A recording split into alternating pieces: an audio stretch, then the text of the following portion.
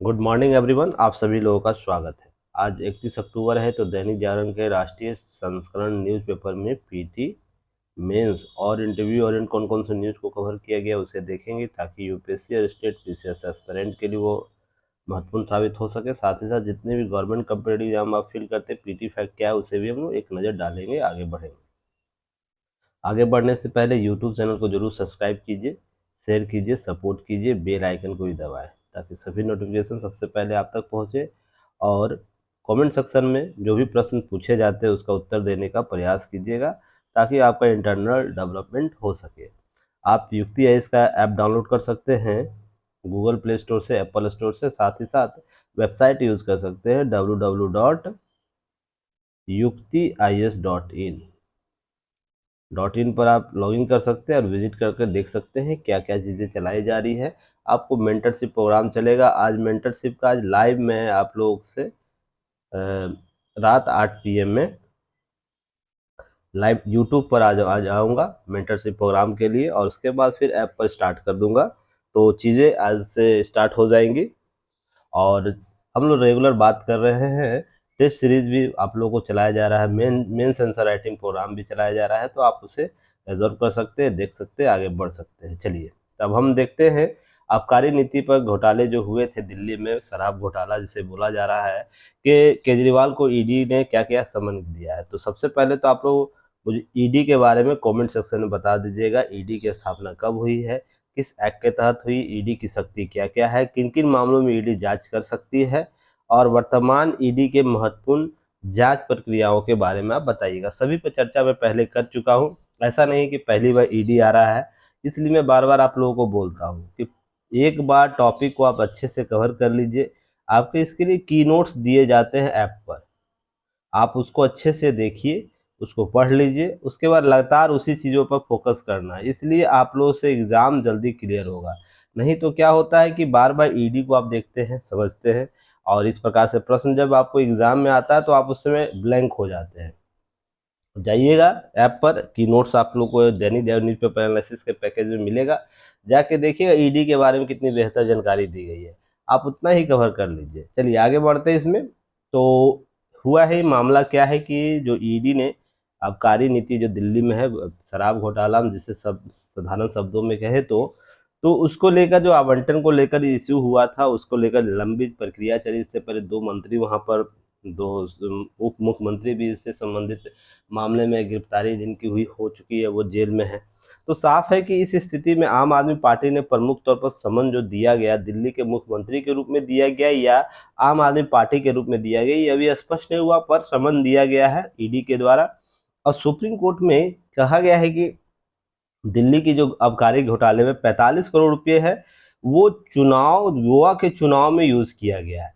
तो यह कहीं ना कहीं मामला संगीत तौर पर से देखा जा सकता है कि किसी घोटाले के पैसे को चुनावी प्रक्रिया में अगर लागू किया जा रहा है, तो उसके लिए संबद्ध हमारे पास नियम क्या है, प्रक्रिया क्या है। अगर ये मामला कहीं ना कहीं सिद्ध हो जाता है तो फिर बहुत से टेक्निकल इशू क्रिएट होंगे, जिसमें आम आदमी पार्टी को और भी चीजें झेलनी पड़ेगी। तो ध्यान यह रखिएगा कि अभी सुनवाई चल रही है, अभी मामला प्रक्रिया में है, तो इस पर ज़्यादा कमेंट करने की आवश्यकता नहीं है।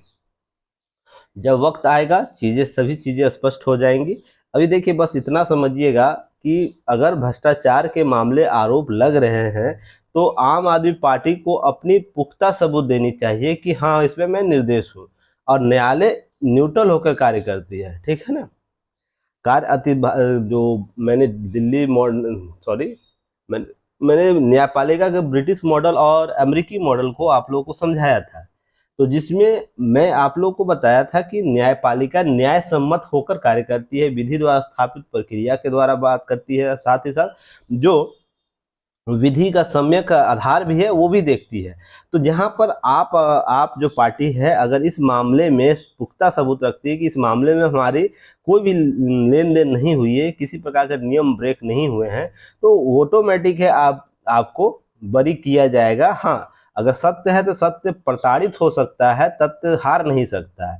बस इस कथन को समझने का प्रयास कीजिए। अगर अगर ये तथ्य सही है तो आप निर्दोष होगी, तो तथ्य जो सत्य है प्रताड़ित किया जा सकता है, पर वो उसे हराया नहीं जा सकता। ये जो कथन है इसे समझने का प्रयास कीजिए। इसी और दूसरी ओर अगर ईडी ने यह साबित कर दिया कि जो मामला वो सत्य है, तो फिर राजनीतिक उठापटल यहाँ से शुरू होगी। राजनीतिक प्रशासनिक महकमे जो हैं दिल्ली के, वो कहीं ना कहीं प्रभावित होगी। उसके बाद आपकी राजनीतिक साख पर भी प्रश्न उठेगा।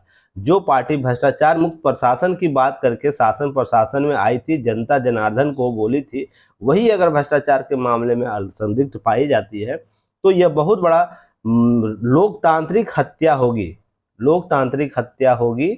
आप इस चीज को समझने का प्रयास कीजिएगा। अगर किसी विचारधारा में आप विचारधारा के विनाश के लिए आए हुए हैं, जिस विचारधारा जिसमें भ्रष्टाचार मुक्त प्रशासन की बात की जा रही थी, हम भ्रष्टाचार नेताओं को भ्रष्ट करेंगे, हम अपने जो प्रिविलेज होता है सांसदों का, विधायकों का, वो प्रिविलेज नहीं लेंगे। तो इस प्रकार की विचारधारिक जो विचारधारा देके जो आम आदमी पार्टी आई थी राजनीतिक गलियारे में, अगर वही यह कृत करने लगेगी, तो आने वाले समय में भ्रष्टाचार उन्मूलन से संबंधित कोई भी अगर राजनीतिक रैलियां होती है, तो जनता जनार्दन उसके प्रति पॉजिटिव रिस्पांस नहीं आएगा। नहीं तो यह फिर लोकतांत्रिक हत्या में इसलिए बोल रहा हूं, यह बहुत बड़ा मामला बन जाएगा। अब इसे देखना है कि शासन प्रशासन में जवाबदेही, इसीलिए जवाबदेही तय की गई है कि व्यक्ति विशेष की जवाबदेही होनी चाहिए। अब आपके कृत्य पूरे इको सिस्टम को खराब करेगा। बस इस चीज को समझने का प्रयास कीजिएगा आप लोग। कभी प्रश्न पूछा जाए इंटरव्यू में या इस प्रकार से कभी प्रश्न किया जाए कहीं, तो आपके पास कुछ तथ्य होने चाहिए जिसके आधार पर यह तय कर सके कि यह मामला कितना संदिग्ध है। मामला न्यायपालिका का संदिग्ध मामला में नहीं बोल रहा हूं, यह आपके समान शासन प्रशासन के लिए कितना संदिग्ध मामला हो सकता है। अब आप ही सोच के देखिए ना, अगर इस आबकारी नीति घोटाले में केवल मात्र मामला उचित हो जाने से, न्याय व्यवस्था में न्यायपालिका द्वारा इसे सजा दे देने मात्र से, यह राजनीतिक हत्या होगी लोकतंत्र की, जिस पर मैंने आप लोग को बात कहा भी। तो इस चीज को समझिएगा। आने वाले समय में जो भी होगा हम उस पर वेट एंड वॉच करेंगे, चीजों को समझने का प्रयास करिएगा। अब एक चीज था यहाँ पर, राजनीतिक फंडिंग का स्रोत जानने का अधिकार नागरिकों को नहीं है, केंद्र सरकार के द्वारा यह बोला गया है। केंद्र में चुनावी बॉन्ड के जरिए चंदा लेने वाले जो सार्वजनिक नहीं करने का बचाव करते हुए कहा कि नागरिकों को राजनीतिक फंडिंग का स्रोत जानने का अधिकार नहीं है। अटॉर्नी जनरल वेंकट रमनी जो है, वो चुनावी बॉन्ड योजना जो है उसके विरुद्ध याचिका दायर किया गया था संविधान पीठ में मंगलवार को। तो सुनवाई करते हुए तो आपको सुप्रीम कोर्ट में लिखित दलील दी है। तो यह प्रक्रिया ऐसी बातें की गई है। चुनावी बॉन्ड, अटॉर्नी जनरल ने संविधान अनुच्छेद जो है अनुच्छेद 19(1)(a) के तहत नागरिकों को चुनावी फंडिंग के स्रोत जानने के अधिकार नहीं होने की दलील की, अर्थात आपको राइट टू इन्फॉर्मेशन नहीं इसमें मिलेगा। अर्थात इस प्रकार कहने का अर्थ है कि वेंकट रमनी चुनावी बॉन्ड की जो किसी व्यक्ति के मौजूदा अधिकार पर किसी भी तरह के अतिक्रमण नहीं करती, क्योंकि योगदानकर्ता को गोपनीयता का लाभ देता है। क्योंकि जो योगदान देता है, दान देता है, उसकी गोपनीयता बनी रहनी चाहिए। इसलिए आप पूरी बारीकी से, अर्थात उस मामले में दान किसके द्वारा दिया जा रहा है, कितने रुपए का दिया जा रहा है, यह जानने का अधिकार किसी आम व्यक्ति को नहीं होगा। हाँ, किसी राजनीतिक पार्टियों को कितना दान मिला है इस वार्षिक वर्ष में, यह जरूर जाना जा सकता है। वो हलफनामे में भी दिया जाता है। चुनाव जब प्रक्रिया प्रारंभ होती है उस समय भी दी जाती है। राजनीतिक पार्टियों से यह ब्यौरा भी चुनाव आयोग मांगता है, पर यह किसके द्वारा कितनी रुपया दिया गया, किस मामले में दिया गया, इसकी जानकारी नहीं दी जाती, क्योंकि गोपनीयता का सिद्धांत कहीं पर लोग समाप्त हो जाएगा। साथ ही साथ टैक्स दायित्वों का पालन सुनिश्चित करती है। स्वच्छ जो धन है, योगदान बढ़ावा देता है, फंडिंग में स्वच्छ धन फंडिंग में बढ़ावा देता है, सर टैक्स दायित्वों को भी पालन करता है। अगर ऐसा गोपनीयता का सिद्धांत कहीं ब्रेक होता है तो फिर लोग चंदा जो है वो नहीं देंगे। तो कुल मिलाकर बात यह एक तरफे नहीं है, दोनों तरफी बातें यह देखने को मिलेगी। तो इस प्रकार से आपको चुनाव आयोग के द्वारा या तो न्यायपालिका के द्वारा नियम मजबूत करने होंगे चुनावी बॉन्ड के लिए, क्योंकि इसमें इस प्रकार से भी देखे जा सकते हैं। इसमें अनैतिक जो होता है आचरण से, जो भ्रष्टाचार से पैसे जो कमाए जाते हैं, उसका भी आपको देखने को मिलता है कि चुनावी चंदे के तौर पर दे दिया जाता है।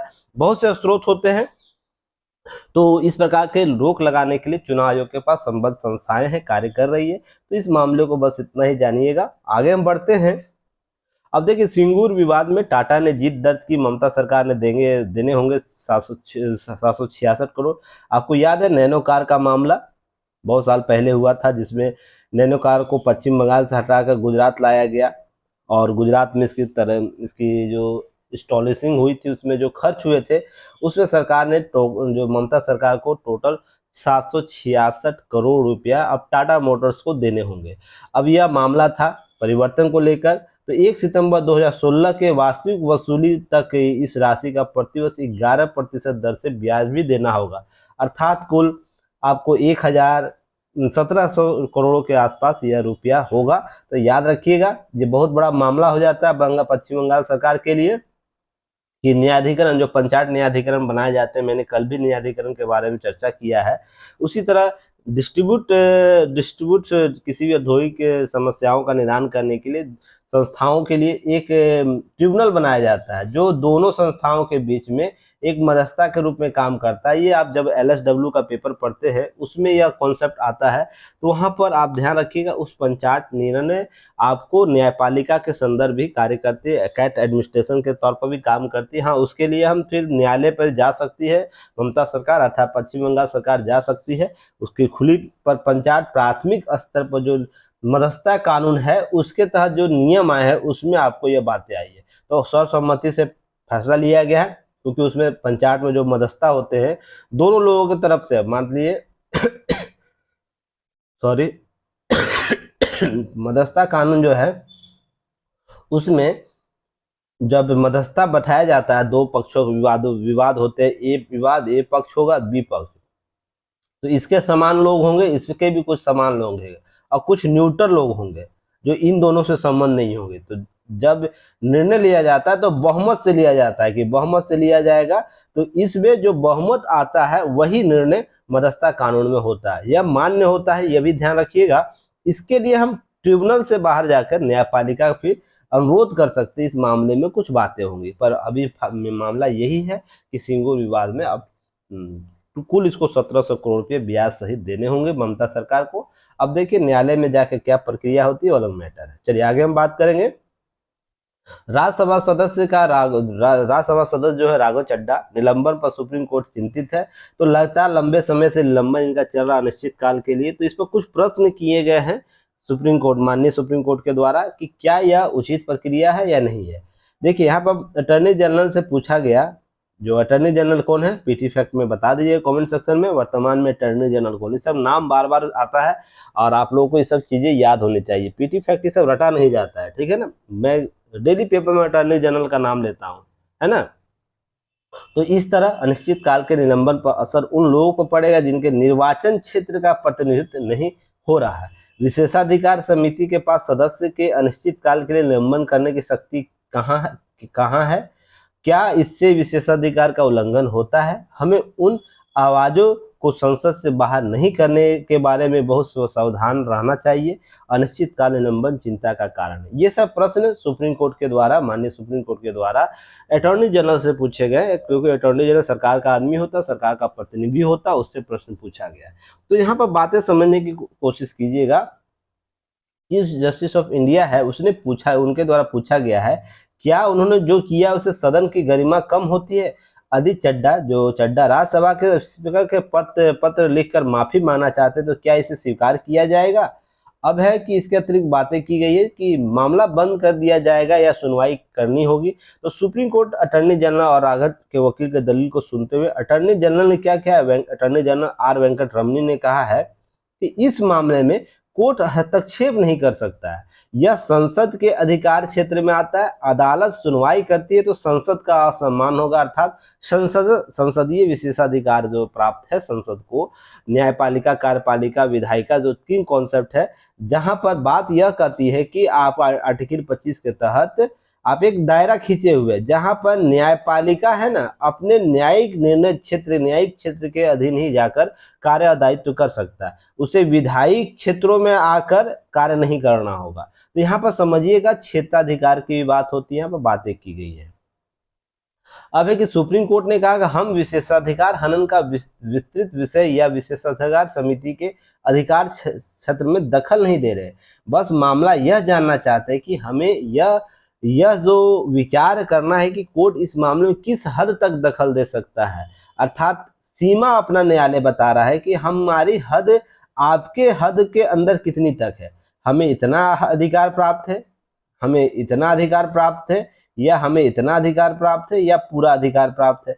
जब इस मामले में यह जान जाएंगे तो समस्याओं का समाधान ढूंढा जा सकता है, क्योंकि जो संसदीय विशेषाधिकार है, मान लीजिए मैंने आप लोग को याद है आर्टिकल जो अभिव्यक्ति की स्वतंत्रता मैंने आप लोगों को समझाया था 19A 105 के संदर्भ में बातें किया था, तो बताया था जहाँ पर कि संसद में सांसदों को वाक और अभिव्यक्ति की स्वतंत्रता जो दी गई है युक्त प्रतिबंधों से मुक्त है।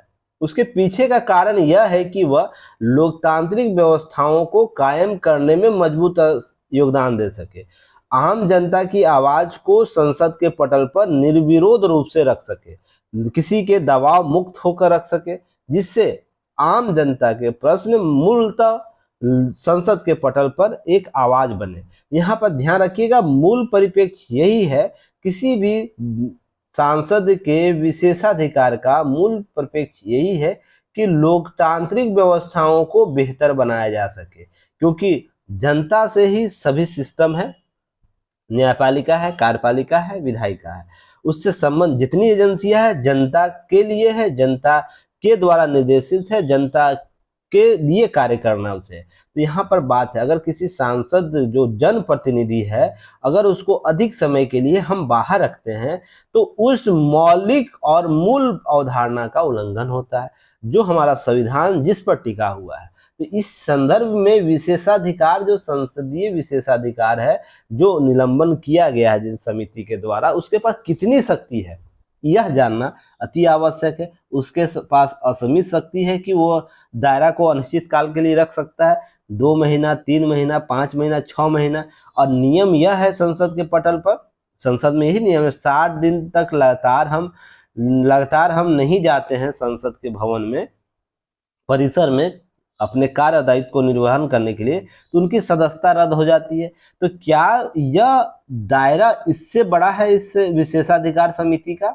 तो यह दायरा अगर इससे बड़ा है तो फिर यह जो कॉन्सेप्ट है 60 दिनों वाला, वो कैसे कोई सांसद इससे बच सकता है? तो अगर यह डायरेक्ट कहा जा सकता है कि इस अनिश्चित काल की जो नीति है विशेषाधिकार समिति द्वारा जो अपनाई गई है, इस तरह राजनीतिक जो समाप्ति इसकी कर दी जाएगी।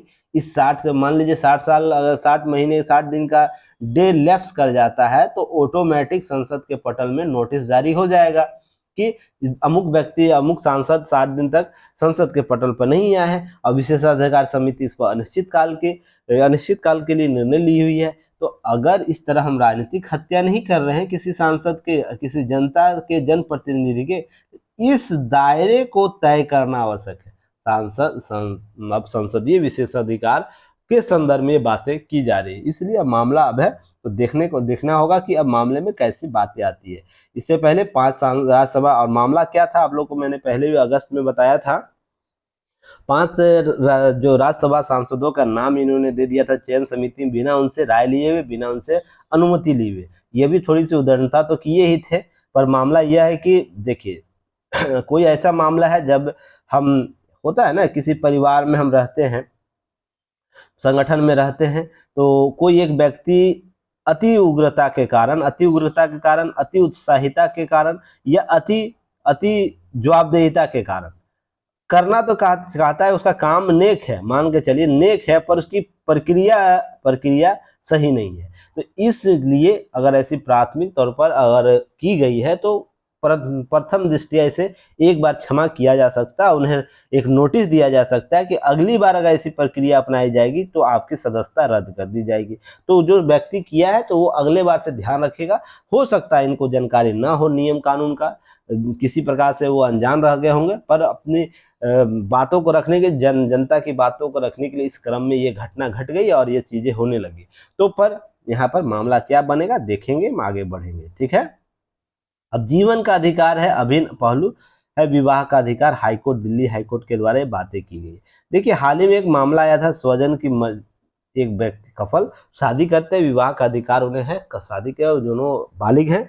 तो मामला यह है कि स्वजन की मर्जी के विरुद्ध शादी करने के जुड़े मामले दिल्ली हाई कोर्ट ने एक टिप्पणी की है कि विवाह का अधिकार जो है मानवीय स्वतंत्रता का मामला है और संवैधानिक रूप से गारंटीकृत जीवन के अधिकार का एक अभिन्न पहलू है। जब दो एक सहमति से विवाह करना चाहते हैं तो माता पिता, समाज या राज्य की ओर से शायद कोई बाधा हो सकती है, पर सुरेश बनर्जी जो न्यायाधीश थे उनके पीठ ने कहा कि दो पक्षों के जीवन में हस्तक्षेप करने का जो किसी के पास कोई अधिकार नहीं है।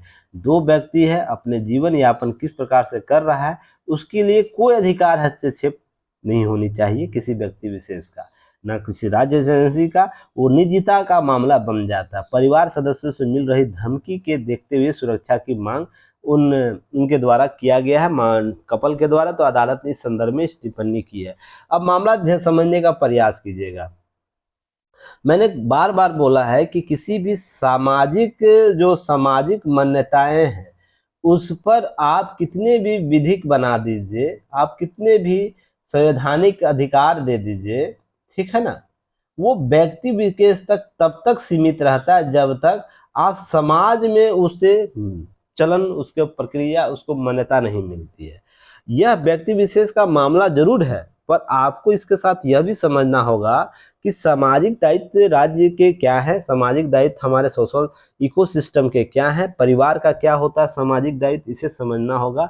एक व्यक्ति विशेष का भी दायित्व समाज के प्रति क्या है, यह भी इंपॉर्टेंस होगा। अब यहाँ सोचिए देखिएगा, केवल ऑनर किलिंग और ऑनर के संदर्भ में बातों को देखना एक तरफी नजरिया होगा, ठीक है ना। और केवल एक मौलिक अधिकार के तरफ भी झुक कर देखना कि मौलिक अधिकार है किसी व्यक्ति विशेष का, जीवन यापन निजता का अधिकार है, उसे भी देखना एक तरफी नजरिया होगा। आप इसके कारण सारी चीजों को दरकिनार कर देते हैं। इकोसिस्टम नाम का भी कोई चीज है, उसे समझने की जरूरत है।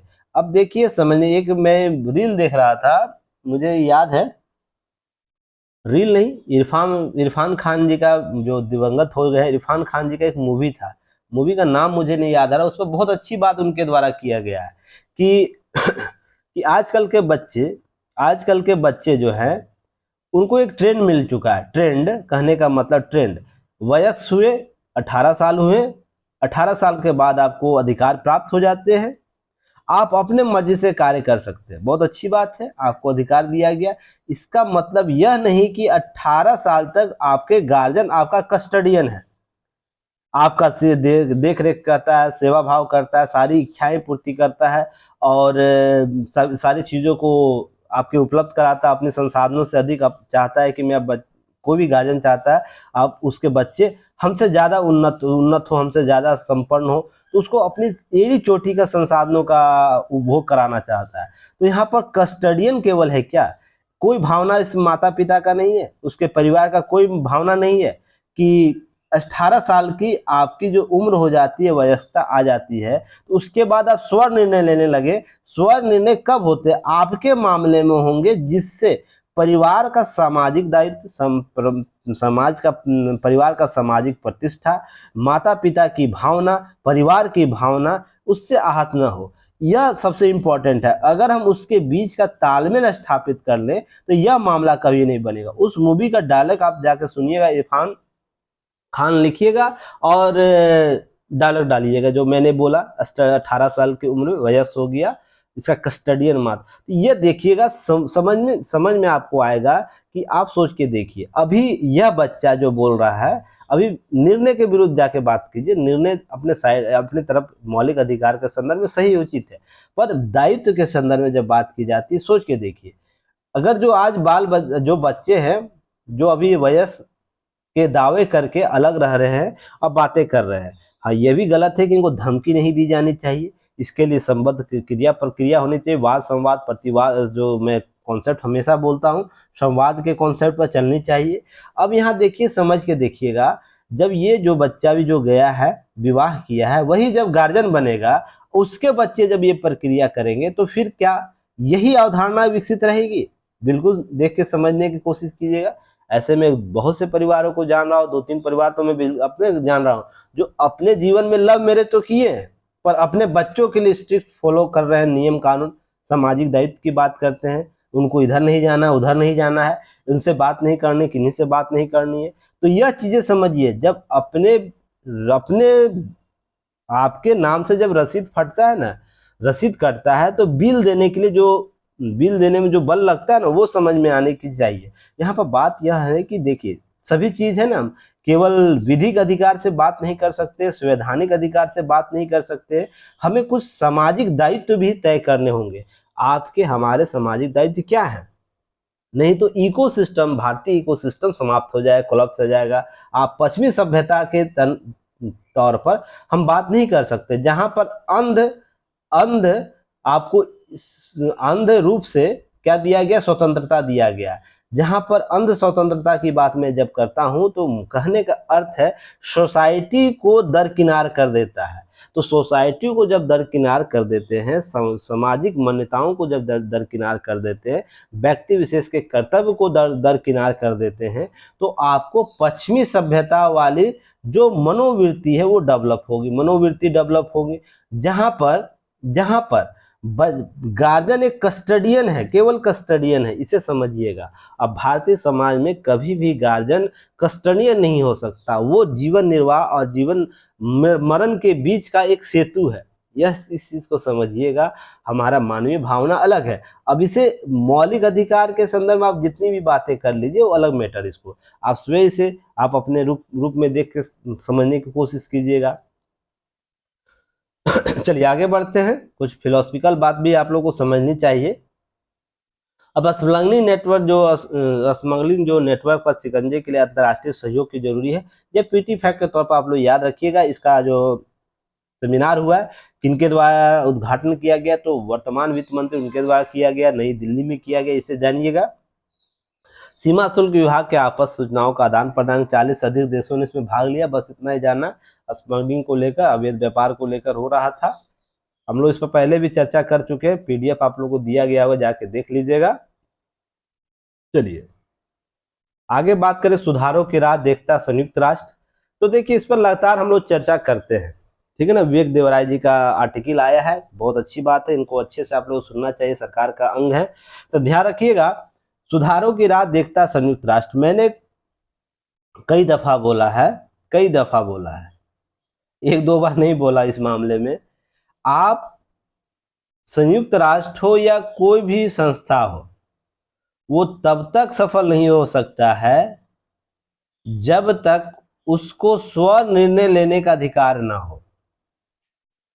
अर्थात स्व निर्णय लेने के अधिकार के साथ साथ उसे इंप्लीमेंट करने की शक्ति उसे प्राप्त ना हो, उसके पास उस नियम को लागू करने के लिए प्रतिबद्ध प्रशासनिक एजेंसियां ना हो। यह सब मामले आपको देखने को मिलेंगे, यह चीजें आपको समझने की आवश्यकता है। तीनों मामला यहाँ पर इनके द्वारा बातें की गई है। अब देखिए सुना जा रहा है, क्या बातें हो रही है, पढ़ लेते हैं कि आवश्यक परिवर्तन न किया जाए, किसी भी समय के साथ किसी भी संस्था में हम आवश्यक परिवर्तन नहीं करें तो व्यक्ति या संगठन समक्ष प्रासंगिकता समाप्त होने का खतरा मंडराने लगता है। संयुक्त राष्ट्र यानी यूएन जैसी संस्था फिलहाल ऐसी ही चुनौती से जूझ रही है। अब चाहे रूस यूक्रेन का मामला ले लो, इजराइल या हमास के हमला का मामला ले लीजिए, मुक दर्शक और असहाय सा दिख रहा है। यही बात तो मैंने आपको रूस के मामले में बोला था ना, याद आ रहा है आप लोग को, पुराने स्टूडेंट जो है, कि मैंने ये बात बोला था या नहीं बोला था, कि केवल मुख्य दर्शक बनकर संयुक्त राष्ट्र विश्व में घट रही घटनाओं को देखता है। वो आतंकवाद का मामला हो, वो युद्ध का मामला हो, दो देशों के बीच युद्ध का मामला हो, या राजनीतिक रूप से अस्थिर करने की जो संस्थाएं चलाता है कार्य, उसके लिए बात हो, ग्लोबल वार्मिंग की बात हो, सभी में मुख्य दर्शक होकर कार्य करता है। अब देखिए ग्लोबल वार्मिंग इतनी बड़ी समस्या है, अभी गुटेरेस जी गए हैं, आपको नेपाल के दौरे पर थे, तो हिमालय के बात कर रहे थे कि पिघल रहा है। अरे भाई पिघलेगा क्यों नहीं, आप उसके लिए कोई प्रतिबद्ध निर्णय बनाए हैं, प्रतिबद्ध जो इम्प्लीमेंट करने के लिए कोई राष्ट्र इसका उल्लंघन कर रहा है, वो अमेरिका हो या छुटकी सी अदना सा राज्य कोई हो, मान लीजिए पापुआ न्यू गिनी छोटा सा राज्य है, दोनों अगर उल्लंघन कर रहे हैं तो दोनों पर समान रूप से नियम दंडित किया जा सकता है। इतनी ऐसी शक्ति आपके पास है। जब नहीं है ऐसी शक्ति तो आप न अमेरिका को दबाव डाल सकते हो, न पापुआ न्यू गिनी की बात करेंगे। यह समानता के अधिकार, प्राकृतिक न्याय के अधिकार के आधार पर यह बोलेगा जितना अधिकार अमेरिका को अपने जनता के लिए संबद्ध संस्थाओं को जुटाने की अधिकार है, उतना मुझे भी अपने जनता के लिए उतना अधिकार है। अमेरिका पहले, यूरोपीय कंट्री पहले डेवलप हो गए हैं, विकसित हो गए, मुझे भी अधिकार है डेवलप होने के लिए। अब है कि आपके पास कोई एजेंसी है ही नहीं, ऐसी कोई प्रतिबद्ध कानून है नहीं जिसमें हम पूर्ववर्ती जो डेवलप किया गया है, देश डेवलप किया गया, जो प्राकृतिक दोहन किया है, उसके और वर्तमान में हो रहे विकास के बीच के जो संतुलन को बनाया जा सके। आप पेरिस समझौता करते हो, पेरिस समझौता कितने दिनों से चल रहा है आप देख ही रहे हो। उसके लिए हमें 100 बिलियन जो अमेरिकी डॉलर का फंडिंग बनाना था प्रतिवर्ष, वो भी नहीं हो पा रहा है। तो ये चीजें देखिए, जब तक वो क्यों नहीं हो पा रहा है, उसके लिए इसके पीछे का मूल कारण है कि राज्य जो यूएन है उसके पास खुद का एसेट नहीं है। खुद का एसेट नहीं, वो दूसरे देशों के एसेट पर निर्भर करता है। कोई दान देगा तो हम क्या करेंगे, हम उसके लिए चीजें डिजर्व करेंगे, डिस्ट्रीब्यूट करेंगे। अब इसी प्रक्रिया में सारी चीजें हो जाती है। अब ऐसे ही मामला संयुक्त राष्ट्र के अस्थायी सदस्यता के तौर पर है। संयुक्त राष्ट्र का प्राथमिक उद्देश्य क्या था? भावी हिंसक टकरावों को और अंतर्राष्ट्रीय सहयोग को बढ़ावा देना। कहते हैं जो अंतर्राष्ट्रीय सहयोग को बढ़ावा देना और जो हिंसक घटनाएं उसको रोकने का कार्य करना था उसको। इसका स्थापना के बाद भू राजनीतिक परिदृश्य नाटकीय रूप से बदल गया। अब है कि जलवायु परिवर्तन है, साइबर युद्ध है, वैश्विक स्वास्थ्य संगठनों, उनको देशी चुनौतियां हैं, ये सब बातें अब होती है। तो इस चीज को समझने का प्रयास कीजिएगा कि अब स्थापना का समय जो स्थितियां थी, वर्तमान से उससे इतर बात हो रही, इतर समस्याएं यूएन के सामने आ रही है। अब वैश्विक शांति का समीकरण मेल नहीं खाता है। जो भी वर्तमान संस्थाएं वहां कार्य कर रही है अस्थायी सदस्यता के स्वरूप संयुक्त राष्ट्र सुरक्षा परिषद में, व्यापक सुधारों की हम बात करें तो जोर पकड़ने लगी। ये केवल इसलिए कि मूलभूत लक्ष्यों की पूर्ति, बल्कि उभरती हुई वैश्विक चुनौतियों का समाधान तलाशने के लिए हमारे पास जो व्यवस्थाएं उसको कहीं कहीं ठीक करना होगा। संयुक्त राष्ट्र सुरक्षा परिषद यानी जो सिक्योरिटी काउंसिल है जैसी शक्तिशाली इकाइयां होनी चाहिए। उसके बाद संयुक्त राष्ट्र संतुलन ही झलकता है, जिसमें अमेरिका, रूस, चीन, ब्रिटेन, फ्रांस जैसे 5 अस्थायी सदस्य जिनके पास वीटो पावर है। 1945 की स्थापना के समय संयुक्त राष्ट्र सदस्य 51 थी, जो वर्तमान में 191 हो गई है। 51 के अनुपात में आप 15 थे, 5 और 10 थे, चलिए सही था। अब 151 हो गया तो इसके अनुपात में भी तो आपको बढ़ानी होगी, पर नहीं, आप वही चीजें पकड़ के बैठे हो अभी तक, और कोई भी अधिकार अपना छोड़ना नहीं चाह रहा, स्थायी सदस्य तौर पर अपना अधिकार छोड़ना नहीं चाह रहा, उसे दूसरों में बांटना नहीं चाहता। तो इस प्रकार की संकीर्ण जो अंतर्राष्ट्रीय सहयोग है, कभी भी कोई संस्था इससे सफल नहीं हो पाएगी। हाँ, हम नैतिक तौर पर बंधे हुए हैं, चलिए हम संस्था, एक अंतर्राष्ट्रीय संस्था, उससे जुड़े रहेंगे, पर सभी राष्ट्र अपने ही मनमानी करेगा जब तक आप उसे व्यापक क्या कहते हैं, व्यापक आप उसे अधिकार नहीं देते। या तो आप संयुक्त राष्ट्र में जो बात कर रही है सभी राष्ट्र को अगर समान अधिकार देना, तो मेरी बात इस चीज को समझिए, जैसे अस्थायी रोटेशन आप देते हैं वैसे ही अस्थायी सदस्यता भी रोटेशन कर देनी चाहिए। इससे होगा क्या, दो चीजें फायदा होगी कि प्रत्येक राष्ट्र इसमें अपनी भागीदारी सुनिश्चित करेगा और प्रत्येक राष्ट्र अपनी जवाबदेहिता को सुनिश्चित कर पाएगा। इस प्रकार दूसरा फायदा ये होगा कि मान लीजिए अभी युद्ध हो रहा है रूस और यूक्रेन के बीच। अब इस वर्ष मान लीजिए स्थायी रूप से इसका सदस्य नहीं है, तो इसके लिए ध्यान रखिएगा कि जब वोटिंग होगा तो जो राष्ट्र इसमें होंगे उसमें राजनीतिक रूप से रूस अपना हस्तक्षेप नहीं कर पाएगा, चीन अपना हस्तक्षेप नहीं कर पाएगा, या अन्य राष्ट्र अमेरिका अपना हस्तक्षेप नहीं कर पाएगा। हम रोटेशन बेस जो होगा, इस वक्त मान लीजिए इस वक्त भारत होगा अस्थायी सदस्य बना रहेगा, रोटेशन वाइज अस्थायी सदस्य रहेगा, और दूसरा देश हम किसी भी देश को ले सकते हैं। इसी तरह 5 सदस्य और कोई, 4 सदस्य और कोई होगा, तो वो न्यूट्रल होकर निर्णय ले पाएंगे। इस तरह कहीं हम व्यापक संगठन को स्थापित कर पाएंगे। देखिए, अस्थायी सदस्य को क्या करना, रोटेशन बाय हम 2 साल के लिए कर सकते हैं। आप अस्थायी सदस्य की भूमिका में रहोगे और 2 साल के लिए अस्थायी सदस्य की भूमिका में रहोगे। तो इससे क्या होगा कि पूरा विश्व 191 जो संगठन है वो क्या करेगा, महत्वपूर्ण भूमिका निभा पाएगा संयुक्त राष्ट्र में। अगर ऐसी बात हो सकती है तो कहीं और भी बेहतर सुधार किए जा सकते हैं। नहीं तो यह जैसे कहता ना, मनी पर कुंडली मार के बैठा हुआ है पांच राष्ट्र किसी मनी होता है ना, मनी पैसा, उस पर कुंडली मार के बैठा हुआ, वो अपना अधिकार नहीं छोड़ना चाहता। और इस मनी का इतना लाभ है, अन्न अगर इसमें पूरे विश्व को छोड़ दिया जाए, दे दिया जाए, इससे ही लाभ ले लेगा इस मनी से। तो इस चीज को समझिएगा, जब तक आप इस किसी पैसे पर या किसी चीज संसाधन पर कुंडली मार के बैठ जाते हो तो उस संसाधन हरास हो जाता है, उस संस्था ही हरास हो जाएगी। इस चीज को समझने की जरूरत है। तो कुछ मौलिक परिवर्तन करने होंगे। इस मौलिक परिवर्तन के लिए आपको जो कॉन्सेप्ट है, नए नए कॉन्सेप्ट को अपनाना होगा। वीटो शक्ति पावर 5 देशों के पास है, जो अधिकार अक्सर अंतर्राष्ट्रीय मामलों में गतिरोध पैदा करने में ही काम करती है, क्योंकि चीन एवं रूस हित में अमूमन पश्चिमी देशों में मेल नहीं खाती है। मेल नहीं खाएगी तो फिर मान लीजिए दो धरा बट गया ना, एक रूस और चीन के पक्ष में आ जाएगा, एक पश्चिमी देश और जो अमेरिकी समर्थन राष्ट्र है उसके में। अब इस मामले में वीटो आएगा तो ये मना कर देगा, अब इस मामले में वीटो लाया जाएगा तो ये मना कर देगा। तो इसी के बीच में यूएन जैसी संस्था मौखिक रूप से क्या होती है, मुख बधिर होकर, जैसे धृतराष्ट्र क्या थे, महाभारत को चाहते तो धृतराष्ट्र रोक सकते थे।